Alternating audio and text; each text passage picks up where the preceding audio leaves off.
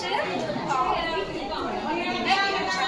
ठीक अच्छे अच्छा ये देखिए आज लिखुची विभिन्न प्रकार आकृति चिन्ह है विभिन्न बहुत प्रकार आकृति अच्छी है और जेमिति को चिन्ह अच्छी है हमें ताको चिन्हबा किछि किछि चिन्हबा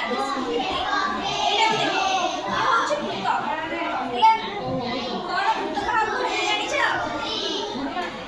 ए गोटिए बिंदु समान दूरता रे है बुझिला गोटिए बिंदु समान दूरता रे थिया वक्ररेखा द्वारा आबद्ध चित्र को वृत्त कहा जाय मन रखबा गोटिए बिंदु समान दूरता रे है वक्ररेखा द्वारा आबद्ध चित्र को वृत्त कहा जाय मन रखबा बुझिला अच्छा एटा कोन त्रिभुज कोन तीन बाहु द्वारा आबद्ध चित्र को त्रिभुज कहा जाय कोन तीन बाहु द्वारा आबद्ध चित्र को त्रिभुज कहा जाय मन रहबा अच्छा ये होची आयत चित्र हैला ये चारि बाहु द्वारा आबद्ध चित्र किंतु यार दुई विपरीत बाहु समान मन रहबा दुई विपरीत बाहु समान यार ताहा को कहा जाय आयत चित्र